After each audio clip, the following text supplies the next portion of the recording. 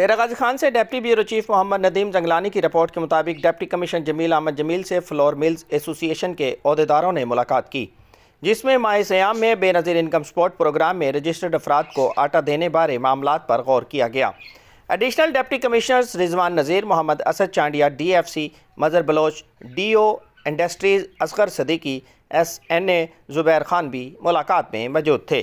Deputy commissioner Jamil Ahmed Jamil نے گفتگو کرتے ہوئے کہا کہ فلور ملز ایسوسی ایشن کے مالکان اور عہدیداران آٹا سپلائی کے لیے انتظامیہ سے رابطے میں رہیں۔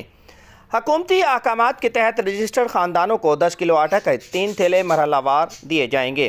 انہوں نے کہا کہ رجسٹرڈ افراد قومی شناختی کارڈ نمبر پر 8070 پر SMS کر کے اپنی اہلیت چیک کریں۔ ان کے لیے مختص سینٹرز جلد ڈسپلے کر دیے جائیں گے۔